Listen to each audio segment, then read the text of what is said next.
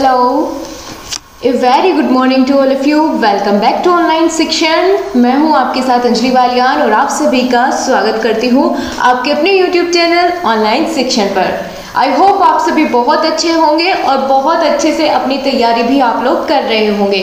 दोस्तों, आप लोगों ने जैसा कि मुझे कहा था कि मैम इंग्लिश की महा मैराथन क्लास लेकर के आइए, तो बिल्कुल आपके सामने तैयार है इंग्लिश की महा मैराथन क्लास। तो दोस्तों, इसको मैंने क्वेश्चंस की फॉर्म में बनाया है, ठीक है।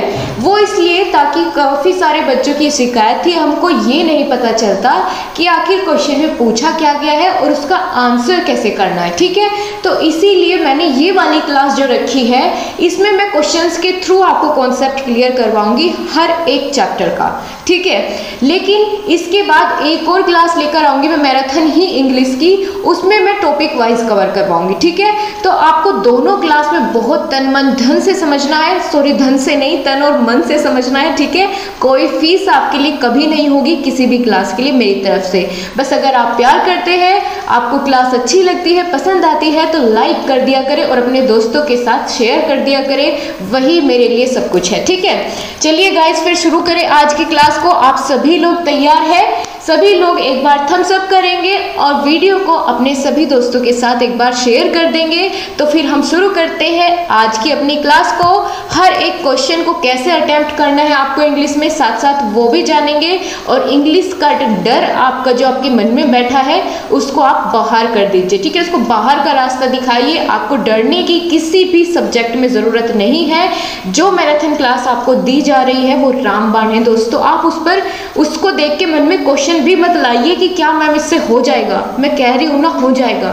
बस आपको उतना जितना मैं आपको दे रही हूँ ना, वो बेस्ट बना लेना है, उसको बहुत अच्छे से प्रिपेयर कर लेना है। तो यकीन मानिए और फिर शुरू करें आज की क्लास को। चलिए दोस्तों, जितने भी क्वेश्चन इस क्लास में मैं आपको करवाऊंगी वो सभी अपने आप में बहुत इंपॉर्टेंट है और बहुत ही एक्सपेक्टेड है। पेपर में आपको एज इट इज़ देखने को मिल सकते हैं, ठीक है। और हाँ गाइस, कई बार आप लोग पूछते हैं कि कौन से सेमेस्टर की क्लास। मैं बता रही हूँ कि इस समय सिर्फ और सिर्फ मेरा पूरा फोकस सेकेंड सेमेस्टर वाले स्टूडेंट्स के ऊपर है। तो मैं उन्हीं के लिए हर एक क्लास ऑर्गेनाइज कर रही हूँ, तो ये सेकेंड सेमेस्टर के लिए, ओके। अब कोई कंफ्यूजन आपको नहीं होना चाहिए। चलिए शुरुआत करेंगे सबसे आसान चीज से, नाउन, ठीक है।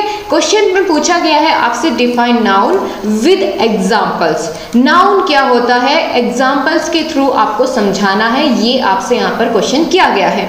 तो नाउन की डेफिनेशन हर किसी को याद होगी, लेकिन फिर भी एक बार मेरे साथ आप लोग बोलिए। Noun is the name of a person, place और ए थिंग। क्या है नाउन? संज्ञा, यानी नाउन को हम हिंदी में क्या बोलते हैं? संज्ञा। किसी भी व्यक्ति, वस्तु या स्थान के नाम को हम क्या कह देते हैं? संज्ञा कहते हैं। वही हमने यहाँ इंग्लिश में लिखा है, a noun is the name of a person, place और ए थिंग, ठीक है। और एग्जाम्पल क्या होगा इसका, क्योंकि हमने यहाँ बात की है डेफिनेशन में कि नाउन क्या होता है? नाम होता है किसी भी जगह का, स्थान का, ठीक है, या फिर किसी भी वस्तु का। तो यहाँ हमने एग्जाम्पल भी तो नाम के ही देने होंगे, ठीक है ना। तो हम एग्जाम्पल भी ऐसे ही देंगे नाम वाले, जिसमें हमने किसी का नाम लें, किसी व्यक्ति का, वस्तु का या स्थान का। तो व्यक्ति का नाम लेंगे तो हमने एक सेंटेंस, या तो आप वर्ड्स ही लिख दीजिए, ऐसे उनके नेम ही लिख सकते हैं कि राम, श्याम, दिल्ली, मेरठ, ताजमहल, गंगा, यमुना, ठीक है, ऐसे नाम भी लिख सकते हैं। लेकिन अगर आप सेंटेंस बना करके लिखना चाहे, जैसे मैंने यहाँ लिखा हुआ है कि Ram is a good boy, और जो आपको सेंटेंस में नाउन होगा उसको हाईलाइट करना आप बिल्कुल मत भूलिएगा, ठीक है। इससे बहुत अच्छा इफेक्ट भी पड़ेगा और आपका क्वेश्चन का आंसर भी हो जाएगा। तो एक तीर से दो निशाने, इंप्रेशन भी बना और नंबर भी पूरे मिल गए, ठीक है। तो आपको इस तरीके से लिखना है। यहाँ पर नाउन क्या होगा? राम होगा। राम क्यों है? क्योंकि ये नाम है किसी व्यक्ति का, ठीक है। और जहां भी किसी व्यक्ति, वस्तु का नाम आपको दिख जाए, समझ जाना वो नाउन है। दिल्ली, ठीक है, ये क्या है? किसी स्थान का नाम है। ताजमहल, ठीक है, ये भी नाम है। तो इस तरीके से आपको पहचान पाएंगे। अगर आपको कोई भी सेंटेंस दिया जाए, आप उसमें पहचान पाएंगे कि नाउन क्या है, उसमें बिल्कुल पहचान पाएंगे, मुझे पूरा भरोसा है। अब अगले क्वेश्चन की तरफ मूव करते हैं। अगला क्वेश्चन आपके लिए आया, और आया तो आया, और पूछा क्या? ये पूछा कि complete the spelling of following word, ठीक है। इस वर्ड की आपको स्पेलिंग यहाँ पर बीच में मिस की गई है, वो आपको बतानी है कि यहाँ पर क्या आएगा? अब देखते हैं आप में से कौन बता पाएगा। चलिए जल्दी जल्दी से कमेंट करके इसका आंसर करिए, क्या आंसर होगा इसका। और सेकंड वाला जो वर्ड है इसको भी कंप्लीट करिए, देखते हैं कौन सबसे पहले आंसर करेगा। तो चलिए इसको पूरा करते हैं। A dash P H dash B dash T। तो यहाँ पर क्या हम फिल कर सकते हैं? आपको देखने में क्या लगता है कि यहाँ पर क्या आना चाहिए? दोस्तों इस तरह का एक ही वर्ड हो सकता है जिसको हम बोलते हैं अल्फ़ाबेट, ठीक है। तो हम इसको पूरा करके देखते हैं, चलिए कि क्या ये अल्फ़ाबेट ही है। A L P H A B E T। अरे वाह, ये तो पूरा हो गया, ठीक है। तो इस तरीके से हमने यहाँ पर कुछ लेटर्स फिल करने होंगे और अपना इस वर्ड को एक मीनिंगफुल वर्ड बनाना होगा, ठीक है। अब इसी तरीके से हम अगला जो यहाँ पर वर्ड दिया गया है इसको फिल करेंगे। तो ये क्या होगा? इस तरह के वर्ड्स दोस्तों कई बार काफ़ी समय ले लेते हैं एग्जाम टाइम पर, तो आपको मैं इनकी प्रैक्टिस करवा दूंगी। अगर आप लोग कहेंगे, आप लोग एक काम करना कि जब ये क्लास खत्म हो जाए उसके बाद मेन कमेंट बॉक्स में बताना मुझे कि क्या आपको इस तरह के क्वेश्चंस की प्रैक्टिस चाहिए। तो फिर उसके बाद अगर आप कहेंगे तो मैं उसको ज़रूर करवाऊंगी, ठीक है। RECITATION,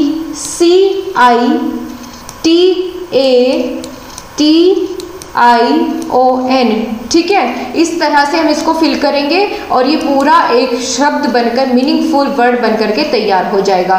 अब चलिए इसी तरीके से हम अगले क्वेश्चन पर बढ़ेंगे। अगला क्वेश्चन पूछा गया है, explain the specific AIIMS of teaching English at school level. कि स्कूल लेवल पर इंग्लिश टीचिंग को, इंग्लिश की टीचिंग करने का क्या एम होता है, ये यहाँ पर आपको बताना है, ठीक है। तो हम यहाँ पर दोस्तों जो एम बताएंगे वो किसके अनुसार बताएंगे? यहाँ हम बताएंगे अकॉर्डिंग टू थॉम्पसन एंड व्याथ, ठीक है। अकॉर्डिंग टू थॉम्पसन एंड व्याथ हम 3 टीचिंग के एम्स बताएंगे। कौन कौन से एम्स होते हैं टीचिंग के स्पेसिफिक एम्स? तो चलिए बात करें। सबसे पहला अगर है, बहुत ही सिंपल है, याद रखने में आपको बिल्कुल भी परेशानी नहीं होगी। टू अंडरस्टैंड स्पोकन इंग्लिश, यानी स्पोकन इंग्लिश कि जो अगर कोई सामने वाला इंग्लिश बोलता है उसको समझने का उद्देश्य से हम उनको इंग्लिश पढ़ाते हैं कि ताकि अगर कोई सामने वाला इंग्लिश बोले तो उनको समझ में आ जाए। दूसरा है टू स्पीक इंग्लिश, इंग्लिश को बोल सके, ठीक है। टू अंडरस्टैंड रिटन इंग्लिश, लिखी हुई इंग्लिश को समझ सके। तो ये 3 एम्स होते हैं स्कूल में इंग्लिश लैंग्वेज को टीच करने के, ओके। अब चलिए यहाँ पर हम नेक्स्ट क्वेश्चन पर देखेंगे। पूछा क्या गया है, what is a story method. Story method क्या होता है? स्टोरी टीचिंग का क्या मेथड होता है?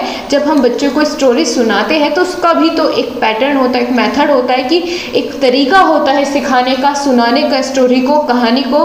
तो क्या होता है, in this method a simple story is taken which is interesting in dealing with connected with the children's everyday's life. इसका मतलब ये है कि जब छोटे बच्चे को हम स्टोरी सुनाते हैं वो कैसी होनी चाहिए? सिंपल होनी चाहिए, ठीक है ना।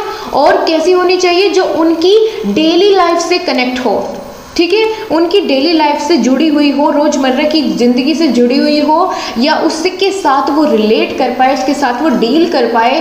ऐसी हमें स्टोरी उनके लिए चुननी होती है जिसमें उनको इंटरेस्ट भी आए। जैसे छोटे बच्चों को परियों की कहानी सुनने में बड़ा मज़ा आता है, ठीक है। तो अगर हम इस तरह की स्टोरी उन्हें सुनाएं कि जिसमें उनका इंटरेस्ट भी है, ठीक है, वह पसंद करते हैं उसको सुनना, इंजॉय करते हैं और उसको अपनी लाइफ के साथ कनेक्ट कर सकते हैं, और इस तरह की स्टोरी सुनाना, ठीक है। स्कूल में इस तरह की स्टोरी छोटे बच्चों को सुनाई जाती है और उसको सुनाने का एक मेथड होता है कि उसको इंटरेस्टिंग बना के सुनाना, ठीक है।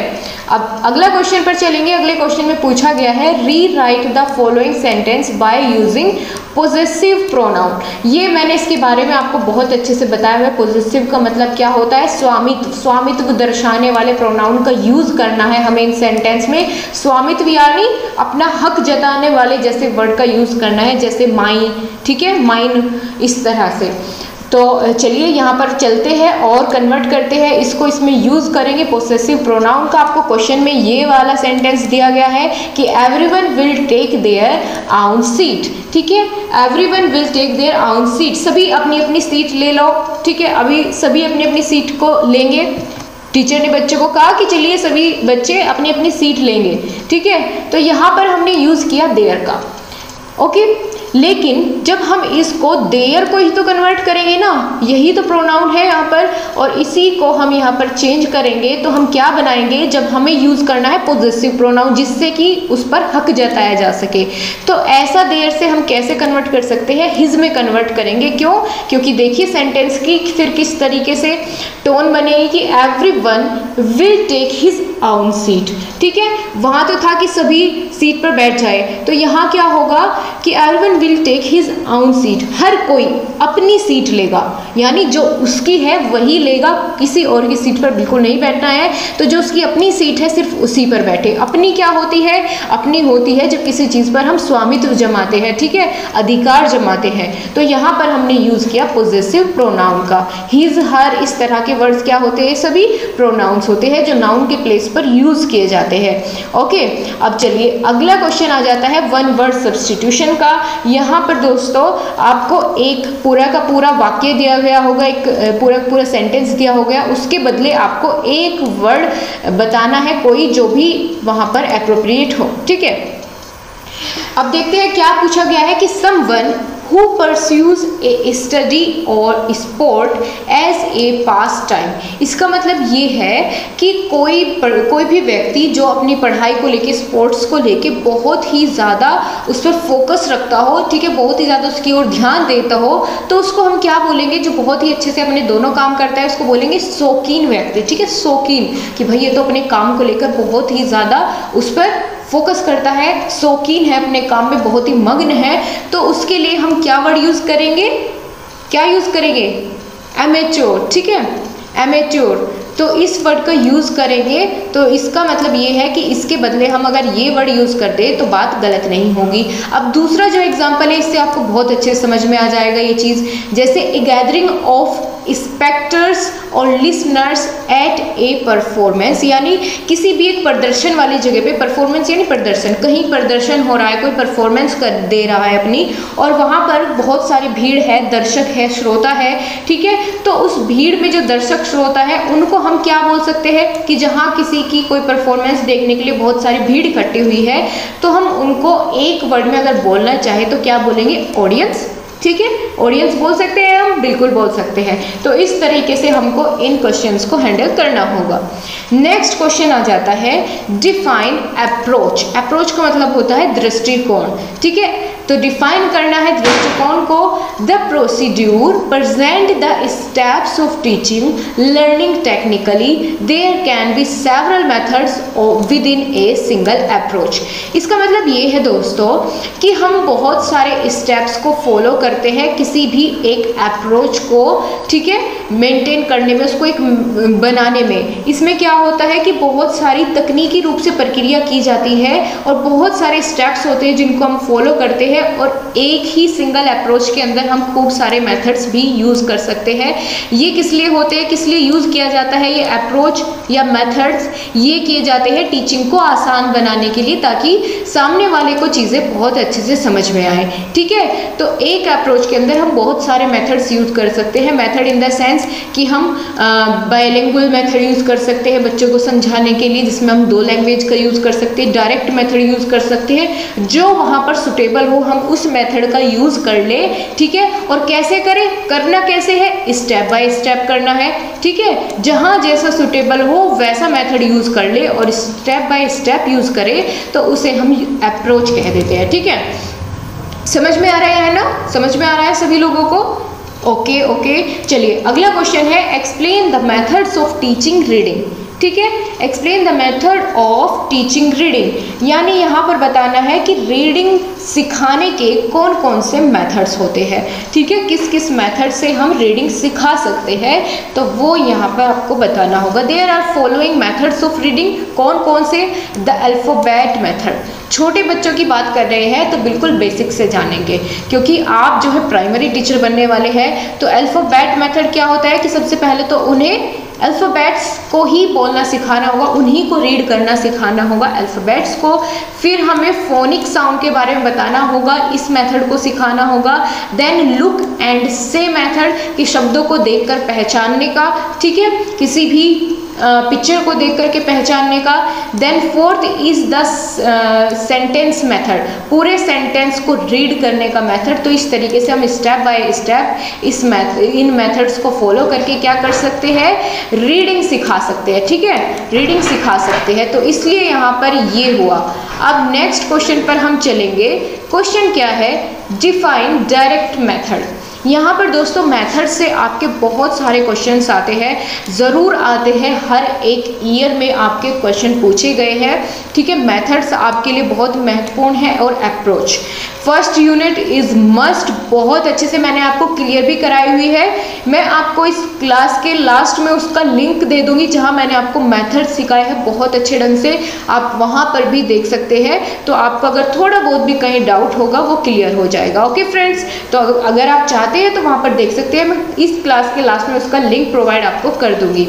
चलिए अभी हम यहाँ पर जानेंगे, यहाँ है तो यहाँ की बात करेंगे। अभी डायरेक्ट मेथड क्या होता है, तो direct method is a method of teaching a foreign language specially a modern language through conversation. ठीक है, इसमें हमें डायरेक्ट मेथड में क्या करना होता है, हमें किसी दूसरी लैंग्वेज को, फॉरेन लैंग्वेज को जो यहाँ पर नहीं बोली जाती अपने देश में, यदि किसी ऐसी लैंग्वेज को सिखाना है, खास करके कोई मॉडर्न लैंग्वेज अगर हो, नई भाषा अगर हो, तो उसको हमें कन्वर्सेशन, ठीक है, बातचीत के या किसी डिस्कशन के या रीडिंग के थ्रू हमको उसे जब खुद से सीखते हैं, ठीक है, language itself without the study of formal grammar, उसकी ग्रामर पर ध्यान दिए बिना जब डायरेक्टली हम उसको सीखने की कोशिश करते हैं किसी भी अदर लैंग्वेज को, तो उस मेथड को हम क्या कहेंगे, डायरेक्ट मेथड कहेंगे। ठीक है, इसमें रीडिंग पर ज़्यादा फोकस किया जाता है। ठीक है, यहाँ पर रीडिंग पर ज़्यादा फोकस होता है और खुद से अगर सीखी जाए कोई भी लैंग्वेज डिस्कशन करके, रीडिंग करके, कन्वर्सेशन करके, तो उसको हम डायरेक्ट मेथड कहेंगे। अगला क्वेश्चन है व्हाट इज लैंग्वेज गेम। ठीक है, भाषा का खेल, लैंग्वेज गेम क्या होता है। Language game, language games are an admirable way to practice language because they place language in a social context. ठीक है, the child is encouraged to use all these linguistic knowledge, capacity, activity. इसका मतलब दोस्तों ये है कि भाषा का खेल का अभ्यास कराना, ये क्या है, लैंग्वेज गेम मतलब भाषा का खेल। ठीक है, और इसको प्रैक्टिस करवाने के लिए गेम्स बना के इसको सिखाया जाता है लैंग्वेज को। यानी जैसे हम वर्ड्स की अंताक्षरी खेलते हैं इंग्लिश में, ठीक है, वो किस लिए, ताकि उसको लैंग्वेज सिखाई जा सके, उसकी वर्ड्स पर ज़्यादा से ज़्यादा कमांड बने। और अगर हम इस तरीके को अपनाते हैं तो ये बहुत ही ज़्यादा इंटरेस्टिंग होता है, बच्चों को एनकरेज करता है सीखने के लिए। ठीक है, बच्चों को एनकरेज करता है ज़्यादा से ज़्यादा सीखने के लिए, ज़्यादा से ज़्यादा वर्ड्स को याद रखने के लिए। तो इसलिए लैंग्वेज गेम बहुत ही एक एडमायरेबल वे होता है किसी भी लैंग्वेज की प्रैक्टिस करवाने का, यानी बहुत ही सराहनीय कार्य होता है, सराहनीय तरीका होता है किसी भी लैंग्वेज को सिखाने के लिए। ओके, समझ में आई बात। ऑलराइट गाइस, नेक्स्ट क्वेश्चन क्या होगा, what is grammar translation method. Grammar translation method से आप क्या समझते हैं। जैसा कि आप इसके नाम से ही आप जान गए होंगे कि ग्रामर ट्रांसलेशन का मतलब कि यहाँ पर हमको ग्रामर को ट्रांसलेट कर करके ही बताना है। ठीक है, तो इस मेथड में क्या होता है, this method emphasize the importance of reading. यानी कि जो ये मेथड है ग्रामर ट्रांसलेशन मेथड, ये एम्फेसाइज करता है, जोर देता है रीडिंग की इम्पोर्टेंस पर, इम्पोर्टेंस ऑफ रीडिंग, रीडिंग की इम्पोर्टेंस पर जोर देता है, and neglects training and speaking. ठीक है, और नेग्लेक्ट करता है ट्रेनिंग इन स्पीकिंग। ओके, सबसे ज़्यादा जोर किस पर देता है, रीडिंग पर देता है, और ट्रेनिंग इन स्पीकिंग को करता है नेग्लेक्ट और लिसनिंग को। ठीक है, स्पीकिंग और लिसनिंग को करता है नेग्लेक्ट, नेग्लेक्ट मतलब नकारता है, और जोर देता है रीडिंग पर। ये इस मेथड की खास बात है। अब अगले क्वेश्चन पर चलेंगे, बहुत अच्छा क्वेश्चन आया है यहाँ पर, व्हाट इज प्रोज। प्रोज से आप क्या समझते हैं। ठीक है, प्रोज और पोएट्री, इसके बारे में बात करेंगे, दोनों के बारे में यही एक साथ ही हम जानते हुए चलेंगे। प्रोज क्या होता है, इनको दोस्तों हिंदी में हम बोलते हैं गद्य। ठीक है, जैसे आप हिंदी की क्लास आपने ली तो वहाँ पर आपने गद्य पद्य दोनों के बारे में जाना था, तो प्रोज का मतलब गद्य ही होता है। ठीक है, गद्य होता है, जैसे हिंदी में गद्य गद्यांश होते हैं वैसे। तो according to Coleridge prose is the word in their best order. Prose क्या होता है? एक बेस्ट ऑर्डर होता है वर्ड्स का, ठीक है, सर्वोत्तम कर्म होता है कि जिसके थ्रू अपनी बात को समझाया जा सके, ठीक है। और एम क्या होता है? प्रोस को यदि हम पढ़ाए, प्रोस के थ्रू हम पढ़ाए क्लास में, गद्य के गद्यांश के थ्रू पढ़ाए, तो उसका एम क्या होता है? उसका एम होता है दोस्तों to prepare them for silent reading, यानी बच्चों को प्रिपेयर करना साइलेंट रीडिंग के लिए, ठीक है, उनको बच्चों को तैयार करना कि वो साइलेंट रीडिंग को कर सके। दूसरा होता है to develop their active and passive vocabularies, यानी उनकी जो सक्रिय और निष्क्रिय शब्दावली होती है उसको विकसित करना। एक्टिव पैसिव वोकेबलरीज जो उसकी होती है, वोकेबलरी मतलब शब्दावली होती है, शब्दों का संग्रह जो उसके पास होता है उसको डेवलप करना ही इसका उद्देश्य होता है। क्योंकि बहुत अच्छे अच्छे वर्ड्स यहाँ पर गद्यांश में आपको देखने को मिलते हैं, प्रोस में देखने को मिलते हैं, जिनका नया नया मतलब आपको जानने को मिलता है। तो इसको सिखाने का मतलब, पढ़ाने का मतलब यही होता है इंग्लिश में। ऑलराइट गाइज, समझ में आ रहा है ना आप सभी को? दोस्तों, अगर आपको क्लास अच्छी लग रही है तो लाइक ज़रूर किया करें और अपने दोस्तों को भी शेयर करना बिल्कुल मत भूला करें। यहाँ पर हम अगले क्वेश्चन को देखेंगे। आप सभी लोग तैयार हैं? यहाँ पर हम पोइट्री के बारे में बात करेंगे और उसका एम भी जानेंगे कि पोइट्री को सिखाने का एम क्या होता है। तो बात करेंगे अकॉर्डिंग टू प्रोफेसर हडसन। आपको ये 2 लाइन याद कर लेनी है दोस्तों। जब डिफाइन करने को कहा गया है तो इसका मतलब यही है कि आपको वहाँ पर मीनिंग नहीं, डेफिनेशन लिखनी है। तो यहाँ पर हम डेफिनेशन ही देंगे क्योंकि डेफिनेशन ही पूछी गई है। तो अकॉर्डिंग टू प्रोफेसर हडसन क्या होती है poetry? Poetry is made out of life. Poetry क्या है? Is made out of life, belongs to life and exist for life only. मतलब पोइट्री को हम हिंदी में बोलते हैं कविता। कविता जीवन से ही बनी होती है, किसी न किसी के जीवन से संबंधित होती है, ठीक है, और जीवन के ही अस्तित्व में रहती है। कि इसमें क्या है कि जितनी भी पोइट्री होती है बिलोंग करती है किसी न किसी की लाइफ को, ठीक है, किसी न किसी की लाइफ में ही एग्जिस्ट होती है। तो इस तरीके से पोइट्री कहीं ना कहीं हमारे जीवन से ही संबंधित होती है। उन्हीं को हम पोइट्री की फॉर्म में बना करके लिख देते हैं अपने जीवन के बारे में, ठीक है। उन्हीं को किसी न किसी पंक्तियों में जो भी हमारे आसपास हो रहा है उसको हम पोएम के थ्रू लिख सकते हैं। तो उस तरीके से यहाँ पर अपनी फीलिंग्स को शेयर कर सकते हैं। अब बात करें अगर पोइट्री को सिखाने का क्या एम है तो उसकी बात करें, पहले समझेंगे to enable student to appreciate the beauty, ठीक है। यहाँ पर हम स्टूडेंट्स को एनकरेज कर सकते हैं, अप्रिशिएट कर सकते हैं, उनको उत्साहित कर सकते हैं। किसके लिए? अप्रिशिएट करने के लिए ब्यूटी को, नेचर की हो, किसी पर्सन की हो। तो यदि हम उसकी ब्यूटी को अप्रिशिएट करना चाहें तो कैसे कर सकते हैं? पोएम यूज़ कर सकते हैं उसके लिए, ठीक है। किसी भी बात में यदि हमें चार चांद लगाने होते हैं तो उसको पोएम सुना दीजिए, ठीक है, वो खुश हो जाएगा। तो इसीलिए यहाँ पर एक चीज़ हमने एम जान लिया। दूसरा क्या है? Rhyme and style of the poem. H यहाँ पर साइलेंट रहेगा। इसका मतलब होता है दोस्तों कि पोएम में जो तुकबंदी होती है ना, इसका मतलब होता है तुक लगाना। जैसे मैं आपको बताती हूँ एक अच्छे से एग्जाम्पल के थ्रू। जैसे आप कोई बेसिक सी पोएम ले लेते हैं जो सभी को आती है, जैसे मछली जल की रानी है लगाया, अभी याद रखना, जीवन उसका पानी है। तो नी है, ये क्या है? हर एक लाइन के बाद में नी है का प्रयोग हम कर रहे हैं। किस लिए? ताकि वो अच्छी लगे। एक तुकबंदी है कि जैसे पहले हमने पहली लाइन खत्म की, ऐसे ही दूसरी की, मछली जल की रानी है, जीवन उसका पानी है, तो अच्छी लगी। अगर इसकी जगह हम कुछ और बोल देते जिसमें कि ऐसी तुकबंदी ना होती तो शायद वो उतनी अच्छी ना लगती, इतनी इफेक्टिव ना लगती, ठीक है। तो इस तरीके से हम इन चीज़ों को सिखाते हैं।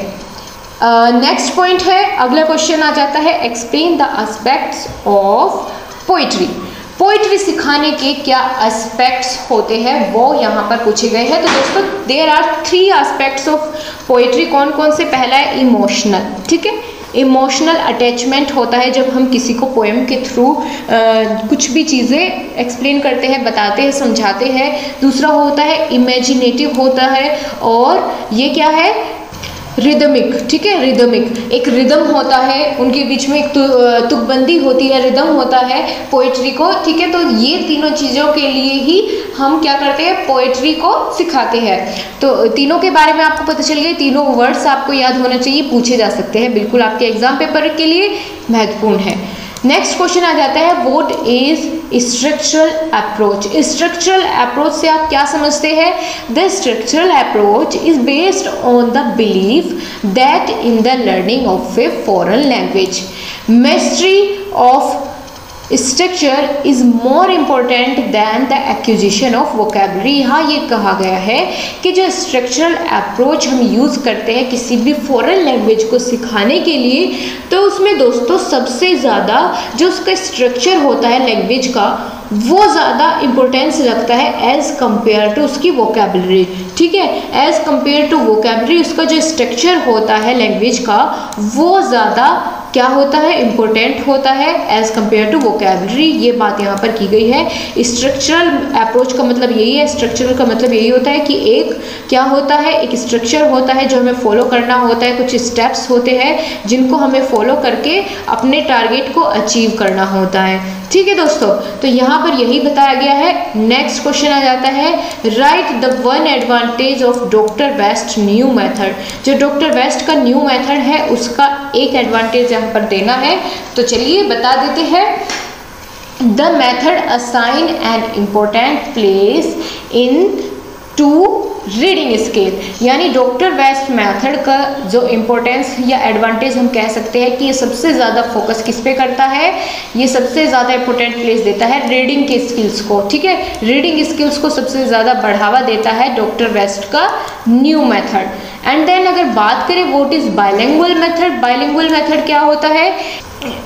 इन this method the teacher give the meaning of English words and sentence pattern in the mother tongue. मतलब ये है कि जब हम स्टूडेंट्स को कोई अदर लैंग्वेज सिखाते हैं तो हम क्या करते हैं, उसको साथ साथ जो वहाँ की मदर टंग होती है, जैसे यहाँ पर हिंदी है तो मैं क्या कर रही हूँ कि जैसे मैं आपको यहाँ पर इंग्लिश सिखा रही हूँ तो साथ साथ में मैं हमारी जो मदर टंग है हिंदी उसकी हेल्प से क्या कर रहे हैं, thus helping the people immediately to recall the object और situation and understand the meaning. ये हेल्प करती है पीपल्स यानी स्टूडेंट्स को वो चीज़ को रिकॉल करने के लिए, उसको याद रखने के लिए, उसको समझाने के लिए, उस लैंग्वेज का मतलब तो हम क्या करते हैं, अपनी मदर टंग का यूज़ करते हैं। तो जब मदर टंग का यूज़ करते हैं किसी अनदर लैंग्वेज को सिखाने के लिए, उस मेथड को हम क्या कहते हैं, बाइलिंगुअल मेथड कहते हैं।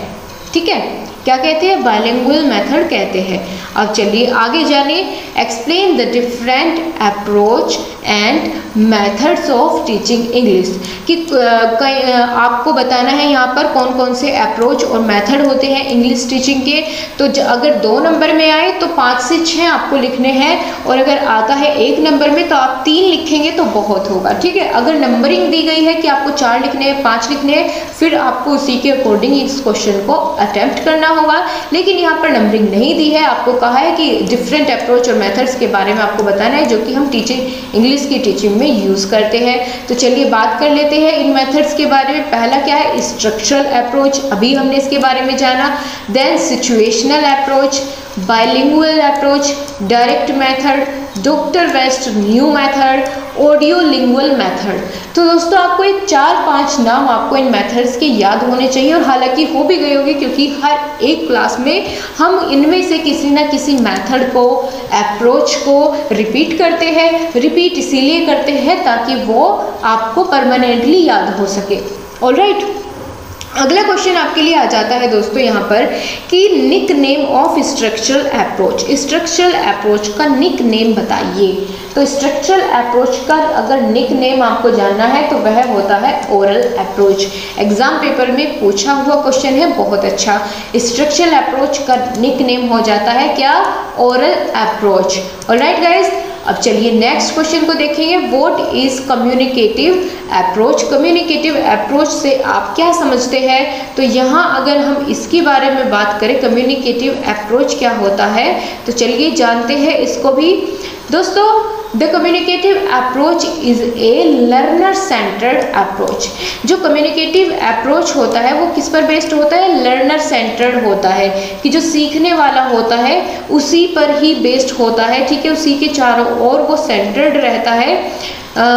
इन this approach everything from fluency of saying something accuracy and appropriateness are equally important. Communicative approach में दोस्तों क्या होता है कि लर्नर पर एक तो बेस्ड रहता है, दूसरी बात यह है कि इस अप्रोच में सब कुछ डिपेंड होता है कि जब हम सामने वाले से बात करें उसमें फ्लुएंसी हो, ठीक है, फ्लुएंटली हम बोले, ठीक है, और क्या हो कि एक्यूरेसी हो, जितना बोले सही बोले, एप्रोप्रिएट बोले, ठीक है, ये सभी बातें इसमें महत्वपूर्ण है कम्युनिकेटिव अप्रोच की अगर बात करें, और ये लर्नर बेस्ड अप्रोच होता है। नेक्स्ट आगे बात करें व्हाट इज कन्वर्सेशन। कन्वर्सेशन का मतलब होता है दोस्तों बातचीत।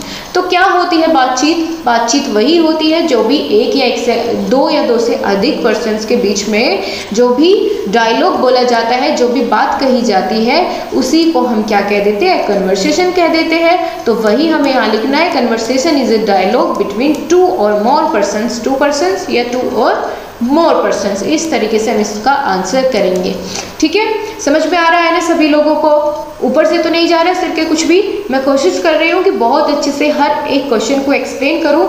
तो कन्वर्सेशन का मतलब यही होता है कि बातचीत करना, और बातचीत कैसे करते हैं? उसमें किसी न किसी डायलॉग का यूज़ करते हैं, हम बोलते हैं जब, ठीक है। तो दो या दो से अधिक व्यक्तियों के बीच में जब कोई भी डायलॉग यूज़ किया जाता है, कोई भी बात बोली जाती है, तो उसी को हम कन्वर्सेशन कहते हैं।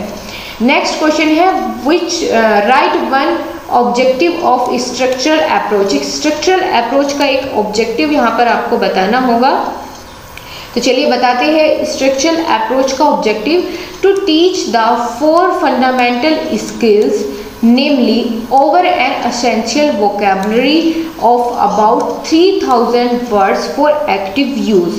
इसका मतलब दोस्तों ये है कि जब भी आपको कोई स्ट्रक्चरल अप्रोच सिखाना है या फिर आपको कोई भी फंडामेंटल स्किल सिखाना है, मौलिक स्किल कौशल आपको सिखाना है, ठीक है, किसी को भी आपको यदि कोई फंडामेंटल स्किल सिखाना है, चाहे वो रीडिंग का हो, लिसनिंग का हो, या फिर लिसनिंग का हो या स्पीकिंग का हो, राइटिंग का हो, तो उसके लिए क्या ज़रूरी होता है? उसके लिए ज़रूरी ये होता है कि जो मतलब ज़्यादातर यूज़ होती है वोकैबलरी, जो ज़्यादा एसेंशियल होती है, इम्पोर्टेंट होती है, अधिकतर यूज़ होती है बातचीत में, डेली की अपनी लाइफ में, तो उन 3000 रूट वर्ड्स का पता होना चाहिए, ठीक है, उनकी जानकारी होनी चाहिए। तो अगर 3000 रूट वर्ड्स अगर कोई जानता है तो फिर उसको हम सिखा सकते हैं कोई भी फंडामेंटल स्किल्स को। तो यही बात थी, यही ऑब्जेक्टिव था किसका? स्ट्रक्चरल अप्रोच का ऑब्जेक्टिव, ठीक है, यानी उसको इतनी चीज़ें पहले आनी चाहिए, फिर उसके बाद हम उसको कोई भी स्किल सिखा सकते हैं। Next question, very simple but more effective. बहुत अच्छा क्वेश्चन है, बहुत ज़्यादा इम्पोर्टेंट है। कैसे? How many vowels in A to Z, कि जो आपके दोस्तों A to Z आपके अल्फ़ाबेट्स होते हैं, उनमें कितने वोवेल्स होते हैं? क्या आप लोग जानते हैं? बिल्कुल, आपको 3rd, 4th, 5th क्लास में ही सिखा दिया जाता है।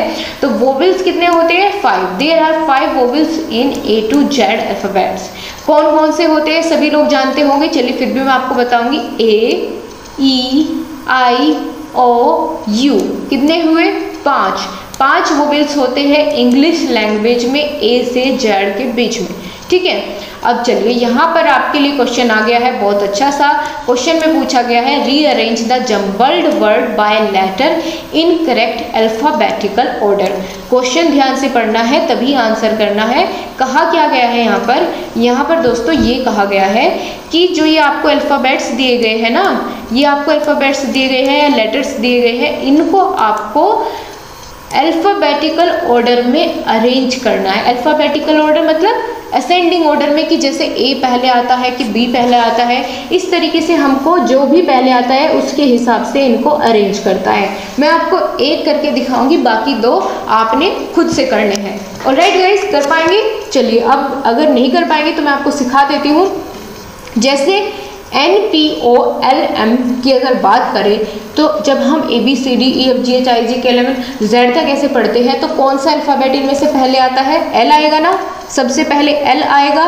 देन उसके बाद अगर इन 5 में से देखें, L तो चलो हमने यूज़ कर लिया, ठीक है, L हम यूज़ कर चुके हैं। इन 4 में अब देखना है कौन पहले आएगा। तो L के बाद फिर अगर इन 4 में देखें हम तो M आएगा, ठीक है, M हमने हटा दिया, इसको भी हटा देते हैं। अब इन 3 अल्फ़ाबेट के बीच आपको देखना है N, P, ओ, तो कौन सा अल्फ़ाबेट आएगा? एन आएगा, देन ओ आएगा और उसके बाद आ जाएगा पी। यहाँ पर आपको कोई वर्ड नहीं बनाना है, सिर्फ और सिर्फ इनको अरेंज करना है अल्फ़ाबेटिकल ऑर्डर में, ठीक है। अब आपको इन दोनों के आंसर कमेंट बॉक्स में करने हैं, ये मैं आपको नहीं बताऊंगी, ठीक है दोस्तों। चलिए अब इनको कमेंट बॉक्स में जल्दी से बताइए, इनको अरेंज करके अल्फ़ाबेटिकल ऑर्डर में। अब इसी तरीके से यहाँ पर अगला क्वेश्चन में क्या पूछा गया है, how many consonant in A to Z, A से जेड तक कितने कॉन्सोनेंट होते हैं। कॉन्सोनेंट से आप क्या समझते हैं? देखिए आपकी जो इंग्लिश अल्फ़ाबेट्स होते हैं वो कितने होते हैं? 26 होते हैं, ठीक है। 26 अल्फ़ाबेट्स होते हैं, उनमें से 26 में से 5 हो जाते हैं वोवेल्स, जिनके बारे में हमने अभी बात की, ठीक है। 5 वोवेल्स हो जाते हैं और बाकी जितने बचते हैं वो हो जाते हैं यहाँ पर कॉन्सोनेंट। तो जब 26 में से 5 लेस हम करेंगे, 5 लेस क्यों करेंगे? क्योंकि वोवेल्स हैं, इनको बाहर निकाल दीजिए। जब वोवेल्स को बाहर निकालेंगे तो क्या बच जाएगा? 21 कॉन्सोनेंट बच जाएंगे, ठीक है। कॉन्सोनेंट कितने बचेंगे? 21 बचेंगे। अब आपको समझ में आ गया, गलत नहीं होना चाहिए एक भी क्वेश्चन, ठीक है दोस्तों। वो बस थोड़ा सा ध्यान देने की ज़रूरत है, आप खुद ही कर जाएंगे, आपको डरने की तो ज़रूरत किसी से है ही नहीं। यहाँ पर दोस्तों इस तरह के क्वेश्चन बहुत सिंपल आपके पेपर में पूछ लिए जाते हैं, ठीक है। तो ये मैंने इसलिए ही यहाँ पर इंक्लूड किए हैं कि कभी आपका इनकी तरफ ध्यान ना जाए और आप आते आते क्वेश्चन को छोड़ जाए। तो यहाँ हम ऐसा बिल्कुल नहीं होने देंगे, हर एक चीज़ को क्लियर करेंगे जो आपके सिलेबस में है। राइट 5 नेम्स ऑफ वेजिटेबल्स, 5 सब्जियों के नाम बताइए। क्योंकि आपको दोस्तों यहाँ पर ये चेक किया जा रहा है कि आप क्या प्राइमरी टीचर बनने के लायक है। क्योंकि आपने कई बार देखा ना, न्यूज़ में हमने कई बार देखा होगा कि कुछ टीचर्स ऐसा बोलना नहीं चाहिए, लेकिन पता नहीं कैसे होता है ये सब चीज़ें, कि उसमें दिखाते हैं कि कई सारे टीचर्स ऐसे थे कि जिनको मंडे की स्पेलिंग नहीं आती थी, जिनको किसी भी वेजिटेबल का स्पेलिंग नहीं आती थी सही से लिखना, और वो टीचर थे। तो आप बताइए कि अगर ऐसा कोई टीचर बन जाए तो क्या वो बच्चों के भविष्य को सुधारेगा या और ख़राब करेगा, ठीक है। तो आप सभी भावी अध्यापक होने वाले हैं, ठीक है। आप सभी भावी अध्यापक हैं, बहुत ही जल्द अध्यापक बनने वाले हैं। तो इन सभी बेसिक चीज़ों के बारे में आपको नॉलेज होनी चाहिए, भले ही वो एग्ज़ाम में पूछी भी ना जाए तब भी पता होना चाहिए आपको। लेकिन यहाँ तो एग्ज़ाम में पूछी जा रही है, फिर तो आपको डेफिनेटली पता होनी चाहिए। आगे अगर आपको ही नहीं आएगी तो सिखाएंगे क्या, ठीक है। तो चलिए यहाँ पर हम बात कर लेते हैं 5 वेजिटेबल्स के नेम। स्पेलिंग पर ज़्यादा फोकस करना है, यहाँ पर आपसे स्पेलिंग गलती हो इसीलिए एग्जामिनर चाहता है कि आप इनको लिखें और गलत करें, लेकिन ऐसा नहीं होने देना है। चलिए 2-4 जो आपको सिंपल लगे आप उनको ही याद कर लीजिए, ठीक है। अगर ज़्यादा बड़ी स्पेलिंग आप नहीं लिख सकते तो छोटे छोटे जो आपको, ये इतने सिंपल ही मैंने आपके लिए लिखे हैं, जैसे पोटैटो, POTATO पोटैटो, ठीक है। P मटर, टोमेटो, TOMATO टमाटर, जिंजर, GINGER अदरक, कैरेट, CARROT कैरेट। कैरेट का मतलब क्या होता है बताइए? कैरेट किसे कहते हैं हिंदी में? अगर इसका मतलब पूछ लिया जाए बता पाएंगे? गाजर, बिल्कुल बता पाएंगे, इतना हार्ड थोड़े ना पूछा है कुछ। और right 5 name of wild animal, wild animal के नाम बताइए। वाइल्ड एनिमल मतलब जंगली जानवर, तो बता देते हैं, जैसे लायन, LION लायन, और elephant, ELEPHANT elephant, fox, wolf, लोमड़ी, WOLF, बियर भालू। तो इस तरीके से आपको 5 तो मिनिमम ये याद ही होने चाहिए, बर्ड्स के नेम, एनिमल्स के नेम, फ्रूट्स के नेम, वेजिटेबल्स के नेम, ठीक है। और हाँ, आपको डेज के नेम भी याद रखने हैं, सिर्फ नेम नहीं उनकी स्पेलिंग से मतलब है यहाँ पर, ठीक है। Right 5 name of birds, birds के 5 के नाम अगर आपको पूछे जाए तो आप क्या लिखेंगे? जैसे pigeon, PIGEON, parrot, PARROT, CROW, owl, cock. आप जो है कमेंट बॉक्स में जो भी आपको याद हो इनसे अलग अगर आप बताना चाहते हैं बिल्कुल बता सकते हैं। कमेंट बॉक्स में आंसर करते रहिए जिनके भी आपको नाम पता है, ठीक है। ज़रूरी नहीं कि आप जो मैं आपको ये बता रही हूँ वही आप लिखें, जो आपको उस समय पर याद आए वही लिख लीजिए। लेकिन अगर याद नहीं है तो प्लीज़ कृपया करके उनको याद कर लें। 5 तो मिनिमम आपको याद कर ही लेने हैं, ठीक है। अब यहाँ पर बहुत ही छोटी लेकिन मोटी बात आती है, वो कैसे? क्योंकि यहाँ पर दोस्तों आपसे ज़्यादातर 11 to 20 के बीच में फिगर्स पूछ ली जाती है वर्ड्स में, ठीक है। जैसे आपसे पूछ लिया 17 की इस आपको वर्ड्स में उसकी स्पेलिंग लिखनी है तो कैसे लिखेंगे, इस तरह के क्वेश्चन आ जाते हैं। और हड़बड़ाहट में क्या होता है, जल्दी लिखने के चक्कर में गलत हो जाता है। तो ऐसा नहीं करना है, एक बार सभी को लिख के प्रैक्टिस कर लेनी है, भले ही आपको आते हैं या नहीं आते हैं, ठीक है। क्योंकि आपके सिलेबस में है तो ज़रूरी है आपको कि एक बार आप प्रैक्टिस करें, ओवर कॉन्फिडेंट फील ना करें कि मुझे तो ये सब आते हैं। एक बार आपको प्रैक्टिस इनकी करनी ही करनी है। तो चलिए एक बार हम देख लेते हैं हर किसी को। जैसे 11 की स्पेलिंग क्या होगी, ELEVEN 11। 12 की क्या होगी, TWELVE 12।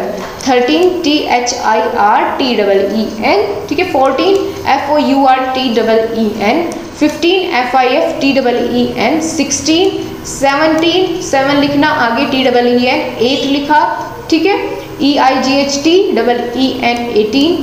19 20, फिर यहाँ पर इसके बाद 1 2 3 21 22 23, वैसे ही आपको इसको आगे कंटिन्यू करना है।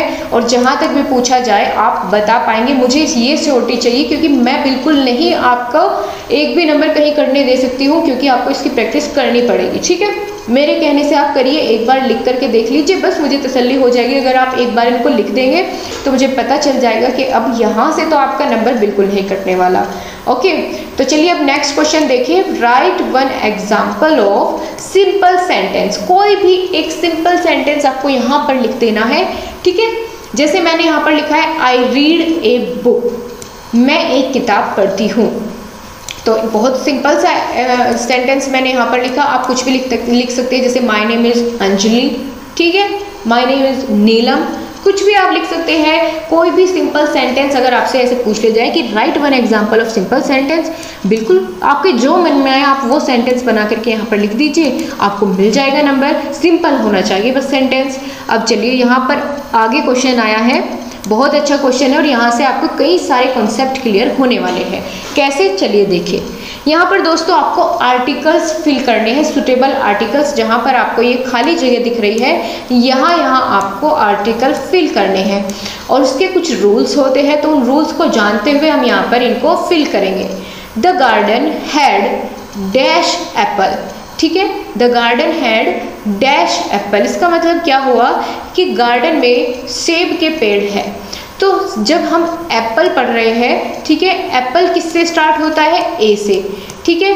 जो भी वर्ड्स ए से शुरुआत होते हैं जिनकी, या वोवेल्स से शुरुआत होती है, उनके साथ हम क्या यूज़ करते हैं, उनके साथ हम यूज़ कर सकते हैं एन का, ठीक है। An apple. क्यों किया हमने एन का यूज़, क्योंकि जो इसके आगे आने वाला वर्ड है, ये जो एप्पल लिखा हुआ है, इसमें क्या हुआ है, ए की साउंड है, ठीक है। ए से शुरुआत हो रही है, या जो भी लेटर्स जो है, जो भी वर्ड्स AEIOU, इन 5 वोवेल्स से शुरू होंगे, ठीक है, या इनकी साउंड देंगे, तो वहाँ पर हम आंख बंद करके एन का यूज़ कर देंगे, ठीक है। तो आपको समझ में आया एन आर्टिकल का यूज़ हमें कहाँ कहाँ करना है, कि जहाँ भी आपको AEIOU दिख जाए वहाँ पर जल्दी से क्या करना है, एन लगा देना है, ठीक है। तो यहाँ पर क्या आएगा, the garden had an apple tree, एक फिल हो गया। देन आगे चले, यहाँ क्या होगा, डैश आया है, Apple tree dash orange tree. Orange को जब हमने बोला तो आपको कुछ लगा यहाँ पर, जो मैंने अभी रिपीट किया था कि AEIOU देखना है, तो आपको दिख गया यहाँ पर ओ से ही बना है ऑरेंज, तो यानी यहाँ पर ओ का यूज़ हो गया, वोवेल है, तो हमने यहाँ पर क्या यूज़ कर लिया, एन का यूज़ कर लिया, वोवेल है, ठीक है। आगे बढ़े, N orange tree and dash गवावा tree. गवावा में तो भाई कोई भी वोवेल नहीं आता है, तो हम यहाँ पर क्या यूज़ करें दोस्तों, जितने भी बचे हुए कॉन्सोनेंट होते हैं वहाँ पर फिर हम क्या यूज़ कर देते हैं, ए का। अगर एन का यूज़ नहीं हो रहा है तो हम ए का यूज़ वहाँ पर कर देते हैं।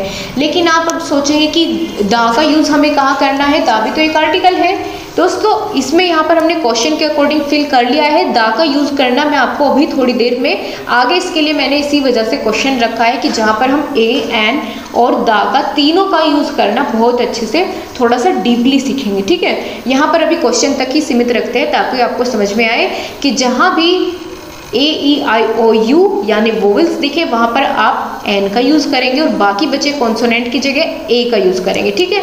एन वोवेल्स की जगह और a consonant. Next question is what is our national game, हमारा राष्ट्रीय खेल कौन सा है भारत का, तो आप जानते हैं हॉकी है, ठीक है। हॉकी हमारा क्या है, राष्ट्रीय खेल है। अगले क्वेश्चन की तरफ हम यहाँ पर मूव करते हैं। Right advantage of reading A loud, ठीक है। जोर जोर से बोलकर पढ़ने का क्या एडवांटेज होता है, क्या आप लोग जानते हैं कि अगर हम रीडिंग करें और उसको ज़ोर ज़ोर से बोल करके करें तो उसका क्या कोई एडवांटेज हो सकता है, उसकी क्या कोई ख़ास बातें हो सकती है, अच्छी बातें हो सकती है? हाँ, हो सकती है। कौन कौन सी? जैसे reading allowed helps the student building improving vocabulary, ठीक है, कि यदि हम ज़ोर ज़ोर से बोल के किसी चीज़ को किसी मटेरियल को रीड करते हैं तो उससे क्या होता है कि वोकैबुलरी इम्प्रूव्ड होती है, ठीक है, वोकैबुलरी इम्प्रूव होती है। और दूसरा क्या होता है, स्टिमुलेटिंग इमेजिनेशन की जो पावर होती है वो बढ़ती है। And increasing reading fluency, reading की फ्लुएंसी भी इंक्रीज होती है। इसीलिए क्या होता है, जब हम छोटे बच्चों को क्लास में पढ़ाते हैं तो उनसे रीडिंग ज़्यादा करवाने पर फोकस करते हैं, इसी वजह से। नेक्स्ट क्वेश्चन है give a advantage of silent reading. ये तो हमने बात की थी कि ज़ोर ज़ोर से बोलकर रीड करने के लिए, यहाँ पर साइलेंट यानी मन ही मन, तो उसका भी क्या कोई एडवांटेज हो सकता है? हाँ, बिल्कुल हो सकता है, क्योंकि आपको पता है दोस्तों कि हर एक चीज़ के कुछ ना कुछ पॉजिटिव पॉइंट ज़रूर होते हैं और नेगेटिव भी होते हैं। तो अगर यहाँ पर पूछे गए हैं साइलेंट रीडिंग का कोई भी पॉजिटिव पॉइंट बताइए, क्या कुछ अच्छा होता है साइलेंट रीडिंग करने से, तो वह यह होता है कि it is a quicker and therefore saves time, ठीक है, कि अगर हम साइलेंट रीडिंग करेंगे तो बहुत जल्दी से हो जाएगी और टाइम बचेगा हमारा, तो ये इसका एडवांटेज हो जाता है। नेक्स्ट क्वेश्चन आता है what do you mean by part of speech. Part of speech से आप क्या समझते हैं, ठीक है, पार्ट ऑफ स्पीच से आप क्या समझते हैं? पार्ट ऑफ स्पीच से हम अभी आपको बताएंगे क्या आप समझेंगे कि the major category into which the vocabulary of a language, यहाँ पर टी लगा लीजिए, ठीक है, the vocabulary of a language is divided are known as part of speech, यानी जितनी भी वोकैबुलरी होती है उसको हम कुछ स्टेप्स में, कुछ हिस्सों में उसको डिवाइड कर देते हैं। किसी भी लैंग्वेज की वोकैबुलरी को कुछ पार्ट्स में डिवाइड कर देते हैं अपनी सहूलियत के लिए, ताकि हम उनकी पहचान कर सके, तो उससे ही हम क्या कह देते हैं, पार्ट ऑफ स्पीच, ठीक है। यानी स्पीच के पार्ट जो भी हम बोलते हैं, स्पीच यानी जो भी हम बातचीत करते हैं उसके यदि हम पार्ट्स कर दें वही पार्ट्स ऑफ स्पीच कहलाते हैं। तो there are 8 in numbers in English language, English language में 8 होते हैं पार्ट्स ऑफ स्पीच। कौन कौन से, चलिए जान लेते हैं। पहला नाउन, नाउन मतलब संज्ञा, जिसके बारे में हमने बहुत अच्छे से अभी जान लिया है और पहले भी इसकी क्लास आपकी हो चुकी है बहुत डिटेल में। दूसरा बात करें प्रोनाउन, सर्वनाम, ठीक है, इसकी भी क्लास आपकी हो चुकी है बहुत अच्छे से, हम यूज़ जान चुके हैं कहाँ कैसे करना है प्रोनाउन का। देन थर्ड है वर्ब, ठीक है, क्रिया। And fourth one is adjective, विशेषण, एडवर्ब क्रिया विशेषण, प्रीपोजिशन संयोजन, ठीक है, और कंजक्शन, और यहाँ पर क्या कहा गया है, और क्या कहा गया है, इंटरजेक्शन यानी संयोजन, हस्तक्षेप। यानी इन सभी को यदि हम देखें कि एक स्पीच में इन सभी का मिक्सअप होता है, ठीक है, नाउन होता है, प्रोनाउन होता है, वर्ब का भी हम यूज़ करते हैं बातचीत करते समय, एडवर्ब, प्रीपोजिशन, कंजक्शन, किसी भी वाक्य को जोड़ने के लिए कंजक्शन का यूज़ करते हैं। तो हम इन सब का जब यूज़ करते हैं बातचीत करते हुए, तो इन्हीं को हमने अलग अलग कैटेगरीज में बांट दिया है अपनी सहूलियत के लिए, और ये 8 तरह की होती है।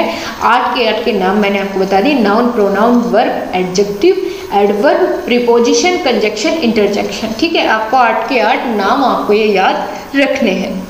आगे हम बढ़ेंगे, अगला क्वेश्चन आ जाता है, बहुत अच्छा क्वेश्चन है कि explain the kinds of gender.